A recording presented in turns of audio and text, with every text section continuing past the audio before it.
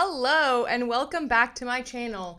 It is a pleasure to be here with you today. I wanted to be here yesterday, but I don't know quite what got into me, if it was like food poisoning or just a little stomach bug. I don't know, but I was out of it for like 30 hours. It was not good. I'm starting to feel better today, but sometimes you just have to go through it, and it's kind of what we preach and teach here. If it's just a stay in bed, feel sick kind of day, go through it. And that's exactly what happened to me today for like the last 30 hours or something. But I'm feeling so much better, and there is a few things to get into, like a huge win for Jed Wallace. Congratulations. We're going to get into that first, and then we have a few other things to talk about. So if you're ready, I'm ready. Thank you for being here. You're in frame with MANDY MAGNAN.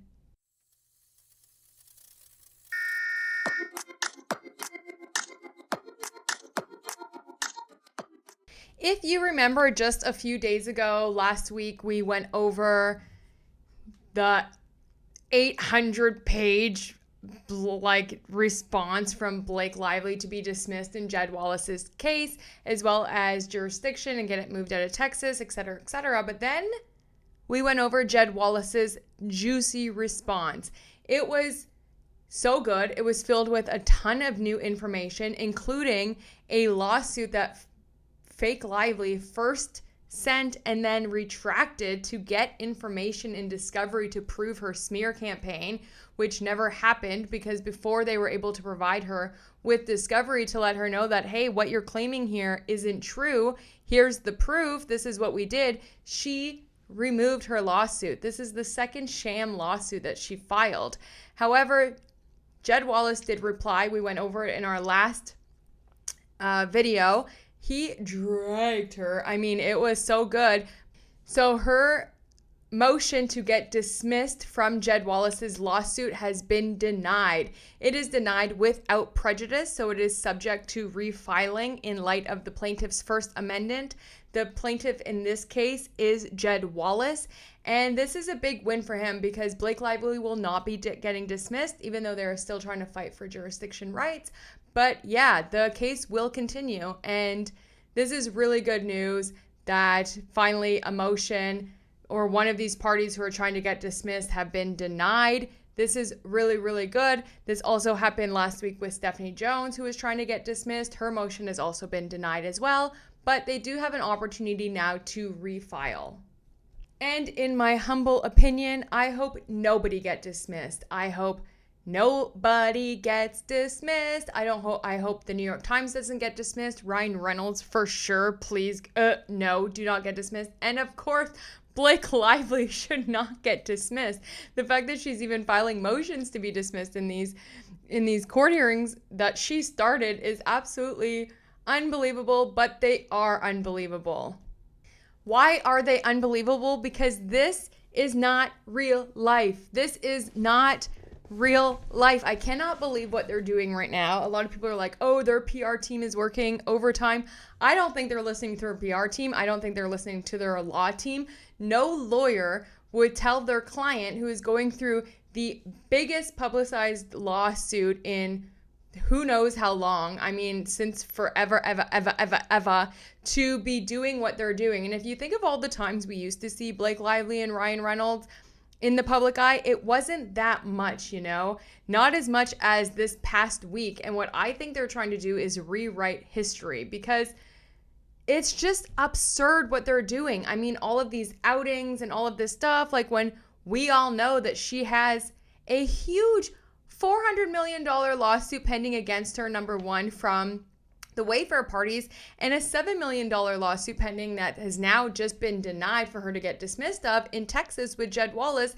And they're out here flaunting like, we can do and say and be whatever we want, and you can't do anything about it. There is no lawyer or a PR team that would give them the advice to continue to go out into the public eye when they're trying to claim that she was so traumatized and this has affected her livelihood and her business and all of this stuff, when she's literally living her best life, or so it seems, or they want us to believe. But it's honestly, yet again, super tone deaf, completely tasteless, and the more they're out in the public eye, the more I think people are getting really freaking sick of them, and it's disgusting.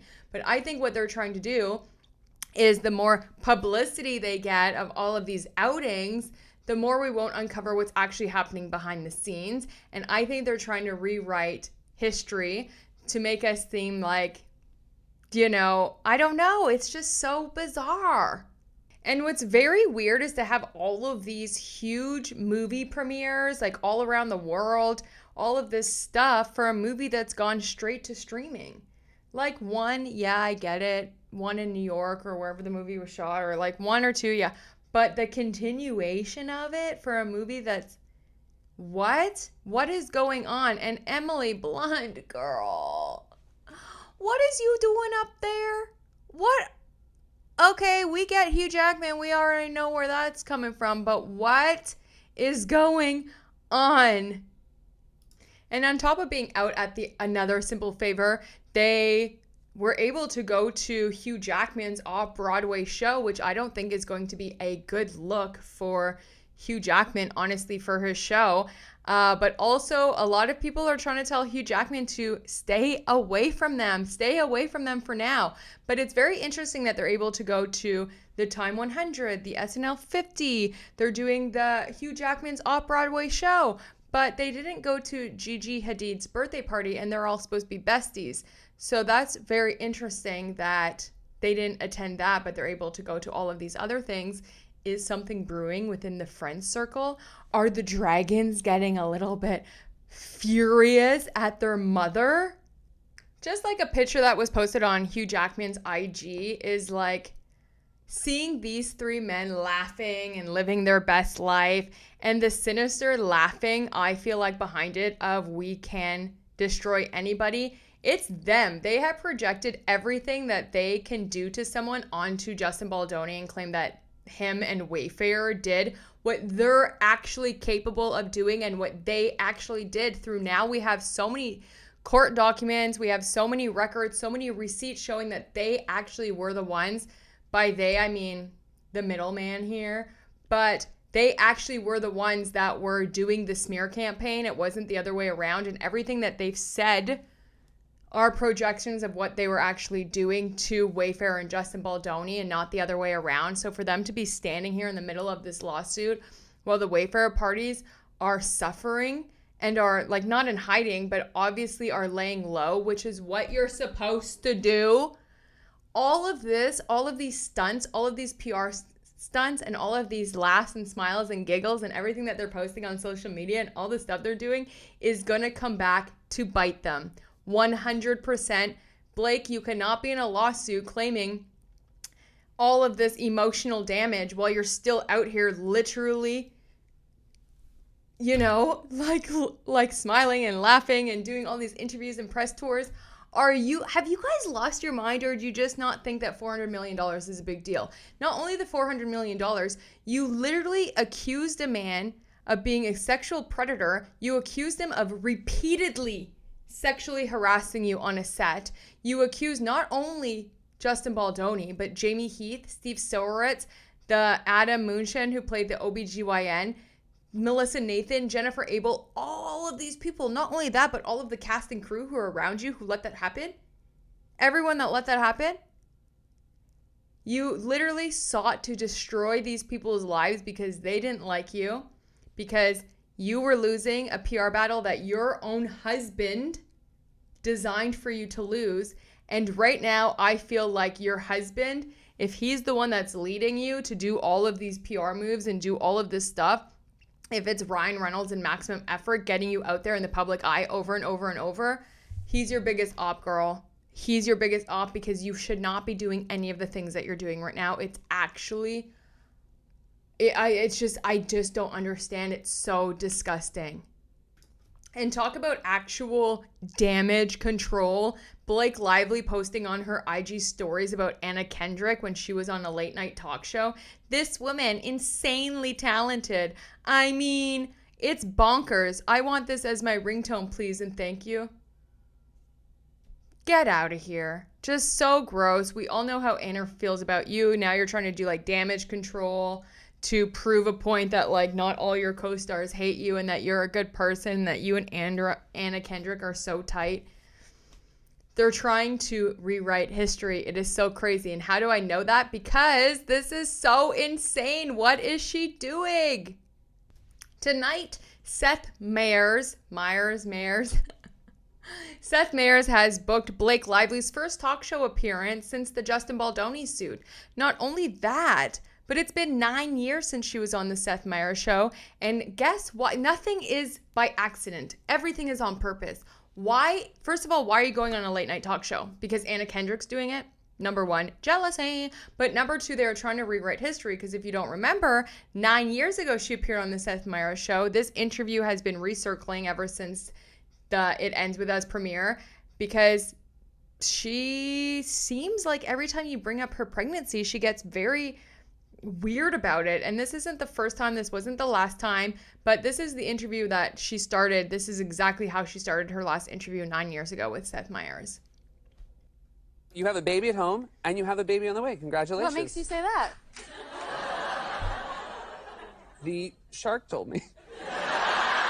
You know you don't ever say that to a woman. You're not supposed to say that to You know, a my woman? mom actually went up to someone that she hadn't seen in years. She goes, oh, congratulations, and you're so far along. Oh, no. She's like, I'm not. Oh. It's even a little bit far along. Oh, no.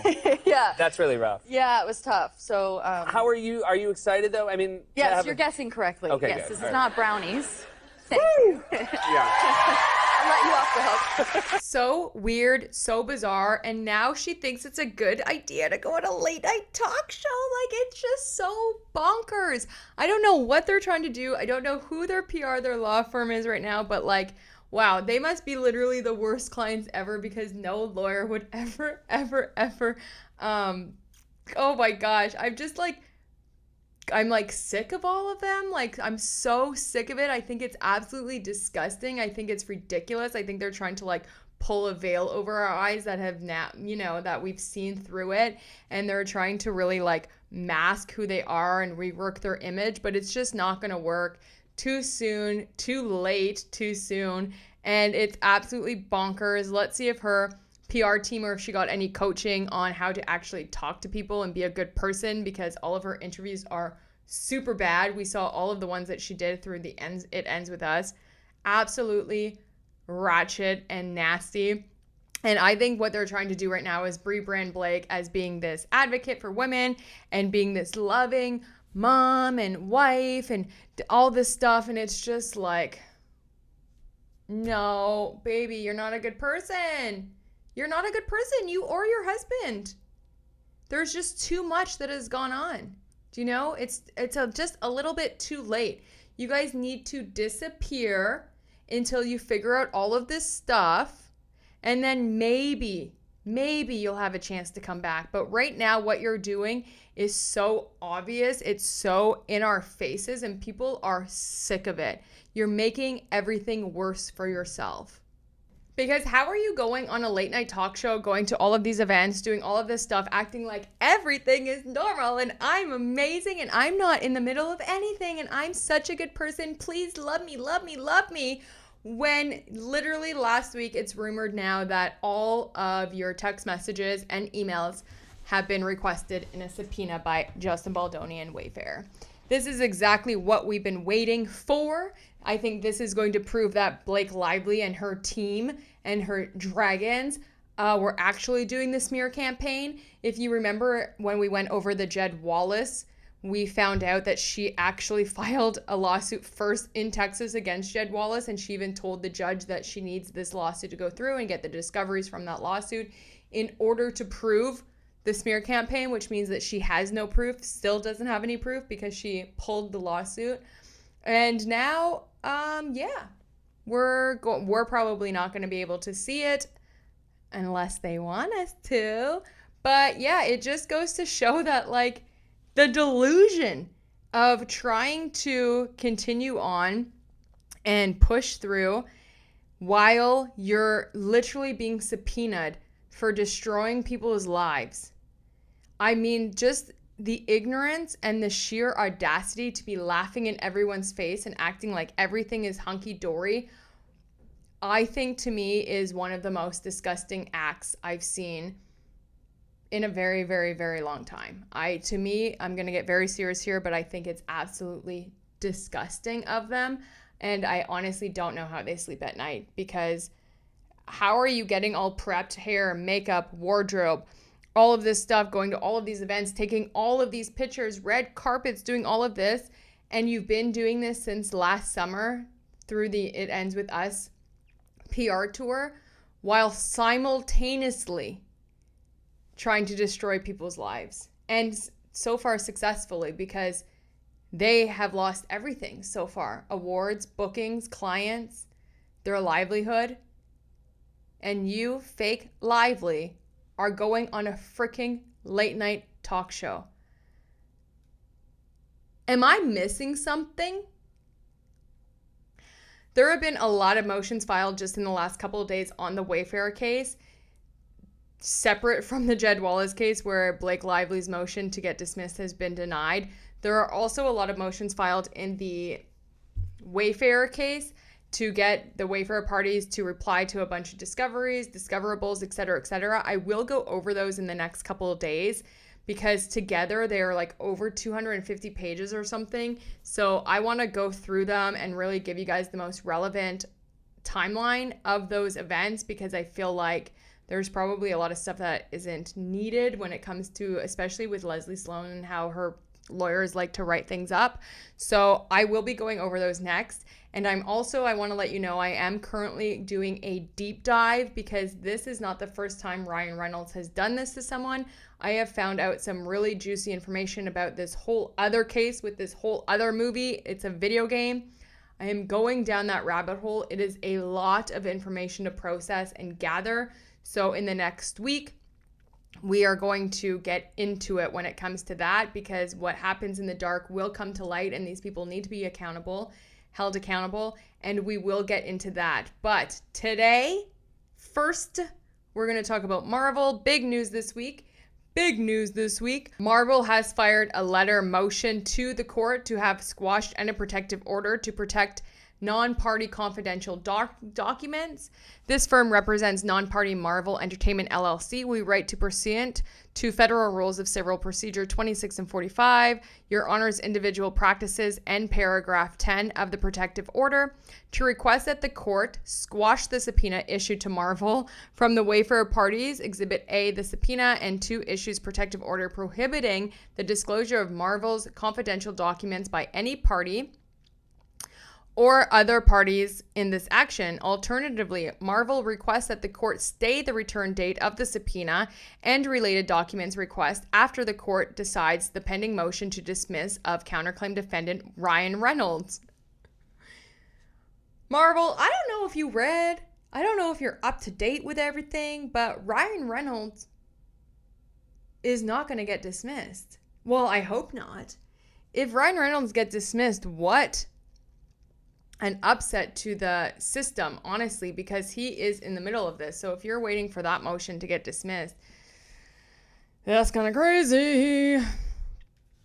What do you guys think? Do you think that Ryan Reynolds should get dismissed?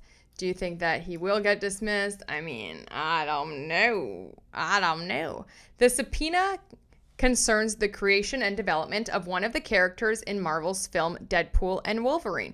Marvel is aware that the Wayfarer Parties have served document requests for the same documents from Ryan Reynolds.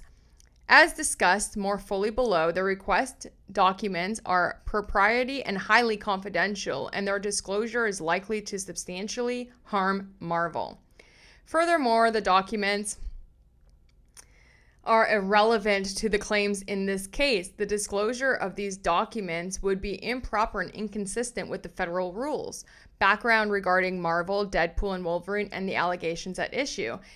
So let me just give background of the movie. Deadpool and Wolverine features a number of different versions of the Deadpool character, including Lady Deadpool, Dogpool, Kidpool, Headpool, and Nicepool. The Wayfarer Parties make brief reference to Nicepool in their first amended complaint. Specifically, they allege that Reynolds and Lively continue to leave breadcrumbs in their campaign for mocking and bullying defendant and counterclaim plaintiff Justin Baldoni by including Nicepool and Deadpool and Wolverine as a vicious caricature of Baldoni, and that scenes with Nicepool were intended to be transparent and mocking portrayal of Reynolds' warped perception of Baldoni. Yes. Period. The subpoena and document request. The subpoena calls for the production of all documents and communications concerning the creation, development, modification, or portrayal of the character Nicepool from Deadpool and Wolverine. It also calls for the production of all documents and communications concerning Baldoni. Marvel further understands from a notice provided by Reynolds that the RFPs call for Nicepool-related documents from Reynolds. The requested documents should not be produced.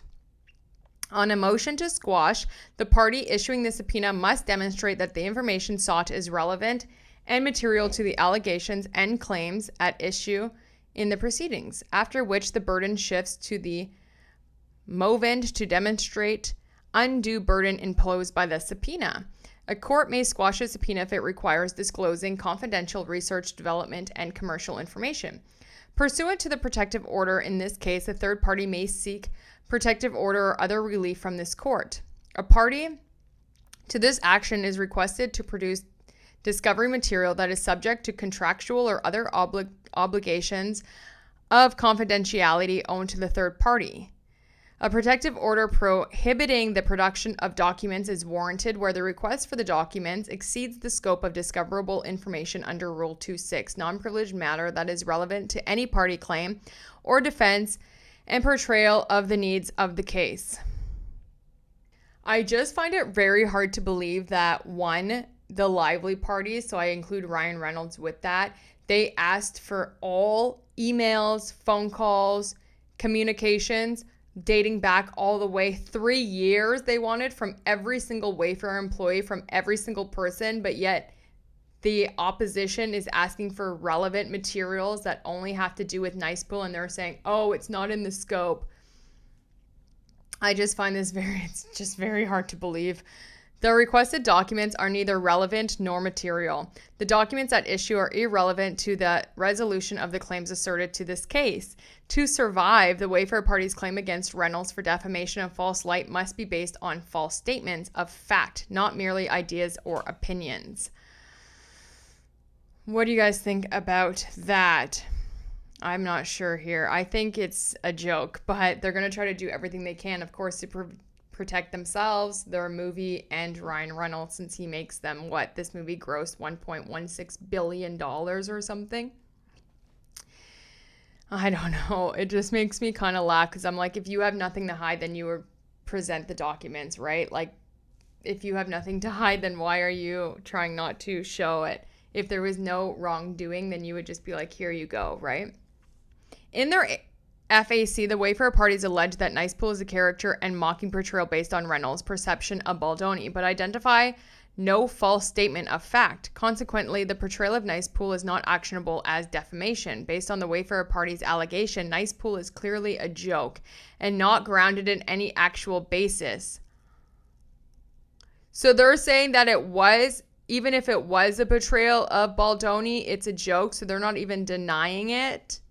Is that what this says? In their FAC, the Wayfarer Parties allege that Nicepool is a caricature and mocking portrayal based on Reynolds' perception of Baldoni by identifying no false statement of fact. Consequently, the portrayal of Nicepool is not actionable as defamation. Based on the Wayfarer Parties' allegation, Nicepool is clearly a joke and not grounded in any factual basis. Telling in their opposition to Reynolds' motion to dismiss, while the Wayfarer Parties cite various allegations that purportedly support their defamation claim, they do not mention Nicepool. The requested documents are also immaterial. The Wayfarer Parties certainly have less burdensome means through which they can obtain relevant information, if any exists, from the parties in the action, such as a request for admission or a party deposition. The documents are proprietary and confidential, and their disclosure would harm Marvel. Even assuming arguendo the requested documents are relevant and material, the court should still prohibit their disclosure because the requests are unduly burdensome, and they seek highly proprietary and confidential documents, the disclosure of which would harm Marvel.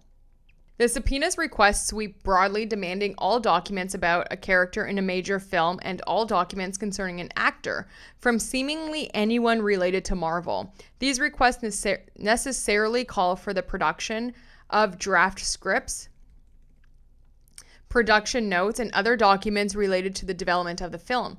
Courts recognize that documents relating to the development of a creative work are confidential and deserving of protection. The requested documents are particularly sensitive because they relate to the development of a character in an ongoing movie franchise. Marvel has built the success of the MCU in large part by interconnecting storylines, plots, and characters across its titles, including crossover events and sequels. Whether and how such elements will appear in upcoming unreleased projects is the subject of such public interest, and this information is closely guarded by Marvel. Marvel's confidentiality concerns are heightened because, as this court has observed, the details of this case has been closely followed by the media. The parties have accused opposing parties of providing private, sensitive, and confidential information to the media in ways they cannot easily be traced, and where confidential information is not disclosed to the media, it may spread by gossip and innuendos. Oh my gosh. It's hilarious that they're quoting, saying that, the Wayfarer parties are leaking information and da-da-da-da-da. Oh my gosh. Even if the requested documents are produced with the highest level of confidentiality permitted by the protective order, there remains serious risk that they will be disclosed to the public. The requested documents are not relevant to any claim in this case, and their disclosure would cause substantial harm to Marvel. Marvel respectfully requests that the court squash the subpoena and prohibit the disclosure of the Nicepool-related documents requested in the RFPs. In the alternative, disclosure should be stayed pending determination of Ryan Reynolds' motion. Let's just get this done with and freaking deny Ryan Reynolds' motion to dismiss, please. If the court declines to grant the relief requested herein, Marvel respectfully submits that disclosure should be stayed pending the decision of Reynolds' motion to dismiss. Good cause exists to stay discovery. See ECF number 69, granting defendants New York Times motion to stay. As set forth above, the discovery sought from Marvel is broad. Disclosure of these confidential documents would prejudice. I always have a hard time with that word, and I'm not really sure why, because I know it's prejudice.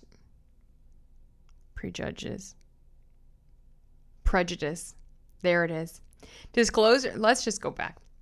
As set forth above, the discovery sought from Marvel is broad. Disclosure of these confidential documents would, prejudice Marvel and Reynolds' motions present substantial grounds for dismissal. At the same time, the Wayfarer parties would not be prejudiced by a stay. I certify that Counsel of Marvel met and conferred with counsel for the Wayfarer parties in good faith to resolve this dispute prior to filing this motion. Well, if you got nothing to hide, then what are you trying to hide? That's what I say. Waiting for Ryan Reynolds to get dismissed, that's your defense? And it's going to harm Marvel? You not cooperating, I feel like, is going to harm Marvel. Because these people are evil, so are you also with them, Marvel? Or, I don't know, but I might be sticking my foot in it if they ever say this video. But also, I really don't care, because what? Your defense is just waiting for Ryan Reynolds to get dismissed? Oh my gosh. But the good news is Wayfarer has responded to Marvel's motion. And it is to be said that the caricature of Dogpool, yeah, that's also mocking someone else. But we'll get into that in another video. But you should know that everything Ryan Reynolds does is on purpose, out of a spot of bitterness and anger and resentment about other people, and he mocks them in very open and public ways. Okay, so dog pool, yeah, he was mocking someone else's dog that was on the last set as well. But we'll get into that in the next video when I really, really do a deep dive on all of the ways they've effed other creators, smaller creators than them, and took their ideas and then mocked them for it after. Disgusting. So I have not read this response yet, so we're going to go through it together, which I think is kind of fun. So let's see. So this is the Wayfarer response to Marvel Studios, Lively First Wayfarer Studios, LLC. Here we go. Dear Judge Lyman, as counsel for Wayfarer Studios, LLC, Justin Baldoni, Jamie He, Steve Soritz, It Ends With Us, Movie LLC, Melissa Nathan, The Agency Group, and Jennifer Abel, collectively the Wayfarer Parties, we oppose Marvel's Entertainment's LLC motion to squash the Wayfarer Parties subpoena and for a protective order. Contrary to its representation, Marvel did not meet and confer with us in a good faith effort to resolve this dispute. On April 2nd, 2025, Marvel sent the Wayfarer Parties a letter containing its objections to the subpoena, which are the same objections set forth in its recent letter motion. On April 7th, 2025, my office met and conferred with Marvel's counsel via telephone about the objections, and although we attempted in good faith to address Marvel's purported concerns about confidentiality and relevancy, Marvel's counsel interrupted us, refusing to engage in that discussion. Instead, Marvel's counsel interjected and stated he merely wanted to know what documents the Wayfarer Parties really needed, regardless of the subpoena's demand for all documents concerning A, the creation, development, modification, or portrayal of Ryan Reynolds' Nice Pool character from Deadpool and Wolverine, and B, Justin Baldoni. For the sake of clarity, Nice Pool is a defamatory and mocking portrayal of Baldoni, as alleged in the Wayfarer Parties pleading, and is used in the film Deadpool and Wolverine to mock events that allegedly took place between Baldoni and Lively on the set of the film It Ends With Us. Those same events that are the subject of this lawsuit. Thank you. He took his wife's trauma, super traumatic events that she's suing him for, super traumatic events of repeated sexual harassment, one being the biggest, that there was no intimacy coordinator, and literally in the movie says, where's the intimacy coordinator? Like, there's so many parallels mocking his wife's actual trauma and repeated sexual harassment. I'm sorry, but I don't find that very funny. Okay, I don't think that that's a joke, and I don't think that it was by accident. Obviously. We responded that we wanted Marvel to search for and produce documents concerning Reynolds, a writer and star of the film, participation in the development of Nice Pool, and the communications related to Baldoni, including the character's portrayal of Baldoni. Marvel's counsel agreed to discuss that limited subset of requested documents with Marvel, and the telephone call ended. However, the next communication that the Wayfarer Parties received from Marvel's counsel was an email stating that Marvel would be moving to squash the subpoena, and then its subsequent letter motion. As far as the Wayfarer Parties know, Marvel never searched for the narrowed scope of documents or even ascertained whether there are a handful of documents easily accessible to Marvel that can satisfy the subpoena. Marvel's motion should be denied. Yes, Marvel's motion should be denied for its failure to meaningfully meet and confer prior to seeking judicial intervention. Even worse, Marvel's motion neglects to advise the court of the Wayfarer Parties' proposal to narrow the scope of the subpoena, as set forth above. Instead, Marvel's inaccurately represents to the court that the Wayfarer Parties are seeking all documents about a character in a major film and all documents concerning an actor. Rule 26b1 provides that parties may obtain discovery regarding any non-privileged matter that is relevant to any party's claim or defense, any proportional to the needs of the case, considering whether the burden or expense of the proposed discovery outweighs its likely benefit. The scope of relevance is broad. defining relevance under 26 to encompass any matter that bears on or that reasonably could lead to other matters that could bear on any issue that is or may be in the case. Marvel contends that the documents concerning Nice Pool are irrelevant because, according to Marvel, the character is purportedly an expression of an opinion and not one of fact. To begin with, whether Nice Pool is an expression of opinion or not, while perhaps relevant on a motion for summary judgment, is entirely irrelevant to determining the propriety of the Wayfarer Parties subpoena. Indeed, even if the Nice Pool character were found to be an expression of pure opinion and therefore inactionable in its own right, information concerning Nice Pool and communications exchanged in relation thereto would still clearly be relevant to, among all other things, the question of Reynolds' alleged malice. This is especially true given that on a big budget superhero movie, Reynolds insisted on the ill-fitting and belated addition of Nice Pool to the script during the... What? What are they saying here? I gotta read this. Sorry, guys. We just gotta read this again because I'm getting... What? Indeed, even if the Nice Pool character were found to be an expression of pure opinion and therefore inactionable in its own right, information concerning Nice Pool and communications exchanged in relation thereto would still clearly be relevant to, among other things, the question of Reynolds' alleged malice. I agree. That is especially true given that on a big budget superhero movie, Reynolds insisted on the ill-fitting and belated addition of Nice Pool, example, Baldoni, to the script during the period at issue during this litigation, and in fact credited it in the film It Ends With Us. Importantly, the information sought could establish malice not only in connection with the portrayal, but also in connection with other defamatory statements Reynolds made at or about the same time, over the same events that caused the Wayfarer Party substantial harm. And Marvel's argument does not apply to the request for information concerning Baldoni. He only added Nice Pool in after? Is that what they're saying?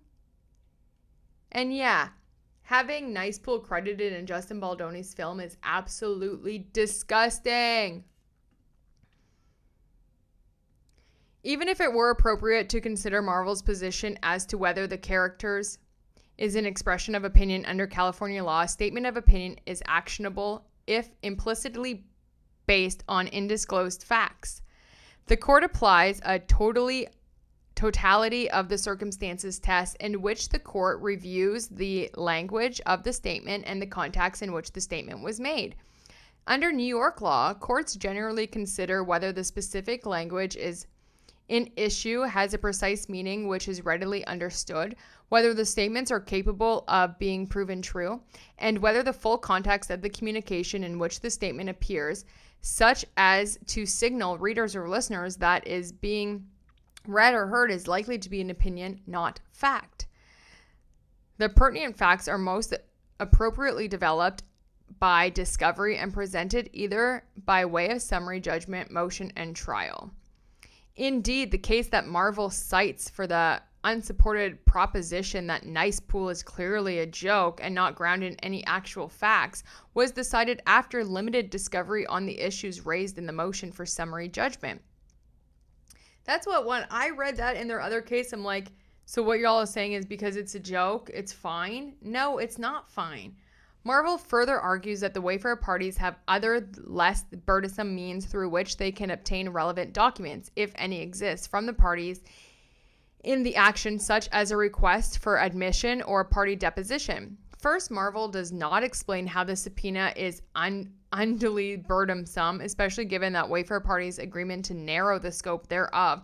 And Marvel does not claim it will incur significant expense to locate and produce the documents. Second, compliance with the subpoena may mute the need for further discovery concerning Nice Pool. Third, the suggestion by Marvel that the Wayfarer Parties should obtain documents and information concerning Nicepool from the parties hereto, including from Ryan Reynolds and himself, is insincere because Marvel also seeks to protect order prohibiting the disclosure of Marvel's confidentiality documents by any party or other non-party in this action. Marvel does not merely seek that relief in the alternative to squashing the subpoena. Thus, Marvel simultaneously contends that 1, the Wayfarer Parties should seek Nicepool documents from the parties hereto, and 2, the court should not permit any party, non-party to disclose Marvel's documents. Marvel further argues that the Nicepool documents are particularly sensitive because they relate to the development of a character in an ongoing movie franchise. Yet, as Marvel itself recognizes, this court has entered a protective order that provides for ample protection of any proprietary information. Marvel notes that whether and how unspecified storylines, plots, and characters will appear in upcoming unreleased projects is the subject of much public interest, and this information is closely guarded by Marvel. However, the subpoena only seeks documents concerning Nicepool from one movie that has already been released, Deadpool and Wolverine. Facts. We don't care about anything else, Marvel. We don't care. I don't care, at least. I don't care what movies you have coming up, who's playing them, what the storyline is. I don't care. I want everything from the Nicepool character. It's not that hard. It's not that hard to understand. Unless you have something to hide. Oh, gosh. In fact, the character does not appear in any other film in Marvel's franchise and will not appear in any future film since it was killed in its first appearance. Importantly, the case cited by Marvel purported to establish that movie scripts constitute confidential information, involved scripts for unreleased films, which in that case were subject to preliminary injunction along with other proprietary materials such as budgets and medical forms, solely to prevent their improper use by a former employee who had stolen company documents for personal gain. What? Importantly, the case cited by Marvel. Oh, interesting. So what they cited has to do with something that happened in the past. Importantly, the case cited by Marvel purported to establish that movie scripts constitute confidential information, involved scripts from unreleased films, which in this case were subject to preliminary injunction, along with other proprietary information such as budgets and medical forms, solely to prevent their improper use by a former employee who had stolen company documents for personal gain. Interesting. Lastly, Marvel requests in the alternative to the primary relief sought that the court stay discovery from Marvel pending a determination of Ryan Reynolds' motions to dismiss. However, Reynolds himself has neither sought nor obtained a stay of discovery in connection with his dismissal motion. Additionally, and as detailed in the Wayfarer Parties' opposition to Reynolds' motion, there are not substantial grounds for dismissal of these claims against him. And in the unlikely event claims against Reynolds are dismissed with prejudice, the information sought in the subpoena remains relevant to the suit against Lively, as the Wayfarer Parties contend Reynolds was acting as an agent of Lively. The Wayfarer Parties have proposed in good faith and to avoid any undue burden upon Marvel to narrow the subpoena to documents concerning Reynolds' participation in the development of Nicepool and communications concerning Baldoni. Marvel will be prejudiced. Marvel will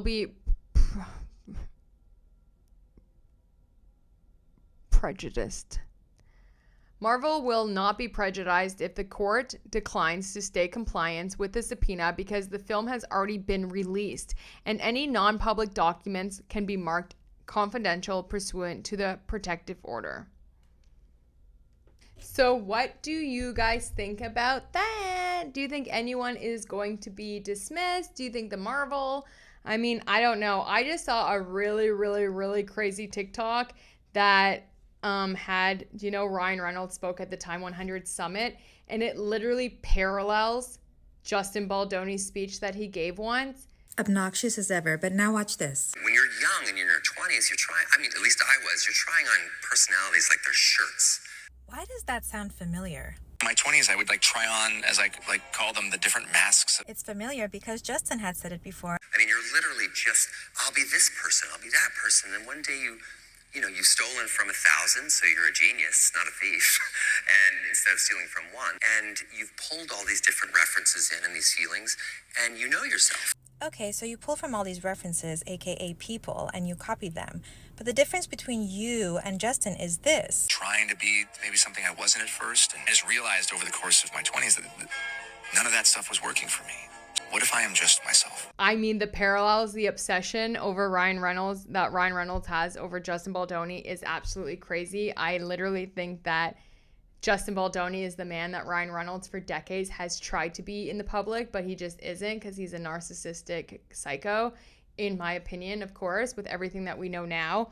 So I think he's just so obsessed because we know that Ryan has had a lot of past trauma and he talks about it openly as well, with his dad and stuff. And I think Justin has done the work to go through it and come above it, and Ryan Reynolds hasn't. Just in my opinion, just a little something in my opinion. That's pretty much all I have for y'all today until I do a lot of more deep dives on some stuff that I'm kind of looking at and going over. I just wanted to get that out there that, yeah, there has been a response to Marvel.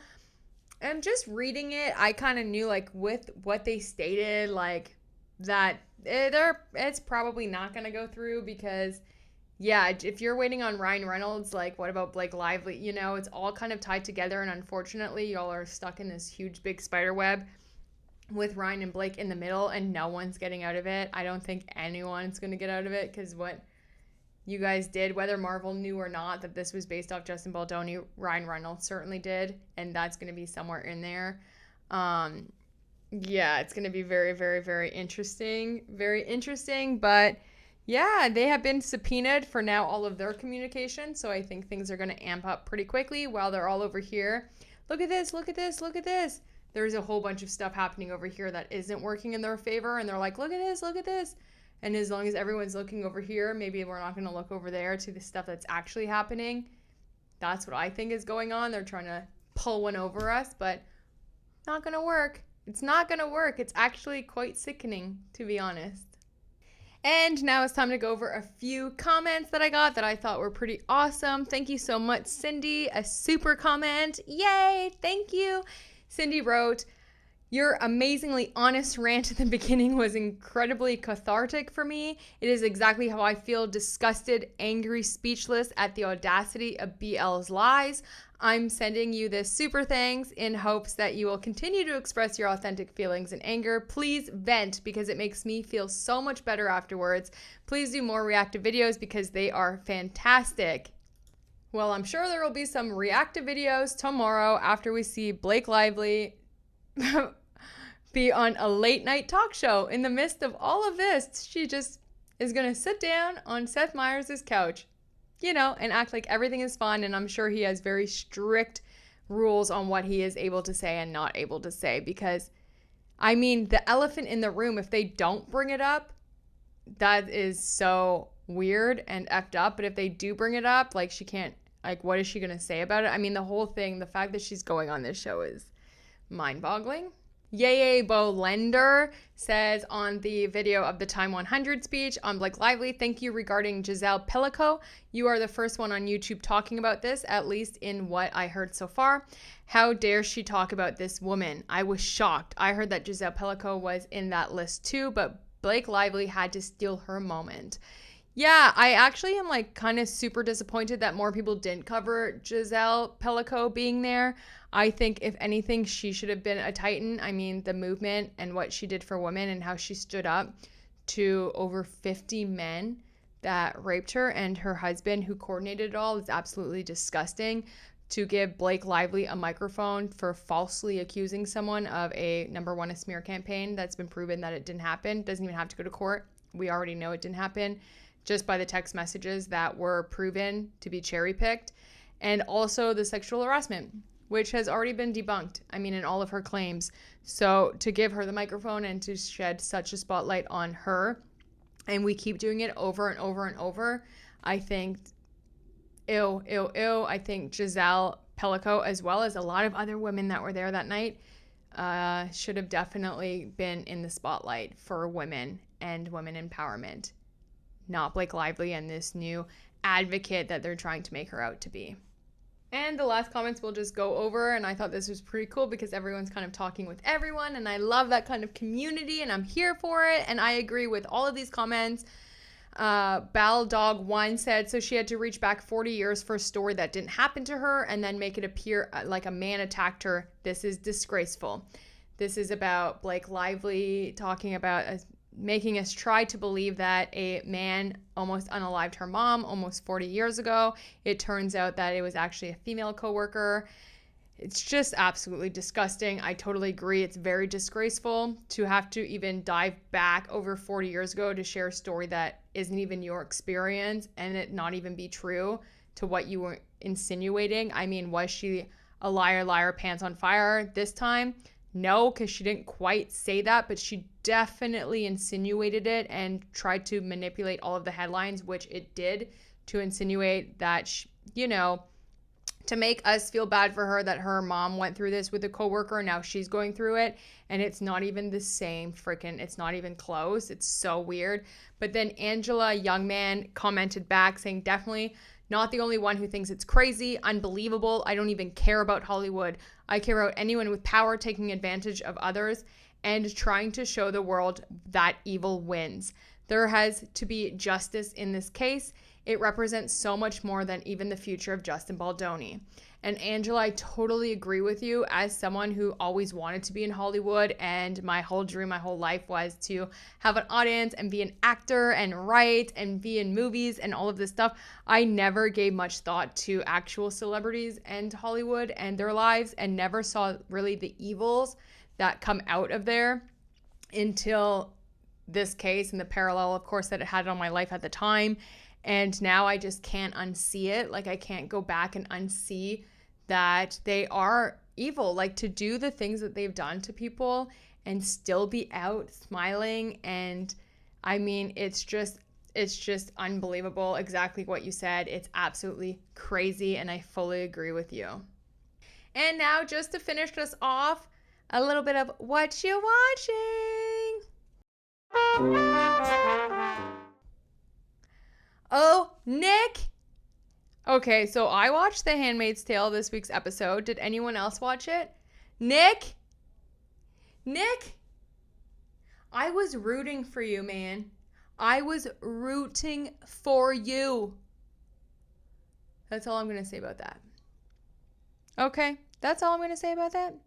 I also just started watching this new trash TV show with Giselle and Ashley from Housewives of Potomac. There's only one episode out right now, and it was juicy. I think it's going to be fire. I'll talk more about that once more episodes come out. And I just saw on Prime that they put out Nostafara 2, and I'm very excited to see that. And I don't think I said it right. Maybe I did. But I'm pumped to watch that again. And yeah, I guess that's it. I'm blown away from Handmaid's Tale. The last episode, it had me. I couldn't believe it. And of course, The Last of Us, the newest episode, aired on Sunday. I found this episode more of a, like, discovery, or like, there wasn't a lot of meat and potatoes in it, but it was more of like a journey episode. And yeah, we'll see now what happens, if revenge will be had for Joel. And it better. That's it. Drop everything that you guys are watching. I need some more stuff because right now I only have like 2 things on the go, and I'm like, oh my God, I just need some more. So let me know, what are you guys all excited about that's coming out, or what are you watching right now? I'm down to check anything out. I appreciate it. And of course, let me know, drop your comments about these motions. Tomorrow I'll be here, and we will go over all of the other stuff that has been filed in court. It's a lot. I'm going to read through it tonight. And yeah, we'll get into it. Okay, we'll get into it. And just to leave everyone with a little there's, after being sick, and it came out of nowhere. Like, I was doing so good. Couple of days, went out for the Leafs game, had some spicy hot wings, had some stuff, did whatever, and then yesterday during the afternoon it just hit me, and then like 30 hours later I am finally feeling back to normal. So I'm not really sure what happened there, but I don't feel guilty or bad about it. And I used to think of days like this, or illnesses, or even days where you just don't want to get out of bed, you just want to Netflix all day, as I used to feel guilty about that. And I used to feel like really like I wasted a day, or I feel really bad, or like I'm behind now and I need to catch up. And I actually am fine with it now. So if it has to be a day where you just have to recharge, listen to your body, forcibly, your body sometimes makes you stop. And I think that's what happened here. My body was like, whoa, we're going to take a break. That's fine. That is totally fine. There's nothing to be ashamed about or guilty about, especially if you know that you're like a go, go, go, or you know that you're like always in motion. Sometimes it's okay to be still and to take care of yourself. So I guess that's what I will leave you with today, is just, it's okay to be go, go, go, but it's also okay just as well to stay and do nothing and heal, So yeah, I don't know. I hope you're having a good day. I hope you're having a great week. My apologies I wasn't here yesterday. I would have loved to be, but you didn't want to see me looking like that. I don't know, y'all would have thought that I was a freaking monster or something. I was just, it was bad, okay? But yeah, I'll see you guys tomorrow, Friday. That will be a good show. And like always, have the best day. It was a pleasure being here with you. Drop your comments and I'll talk to you soon. Love ya. Bye.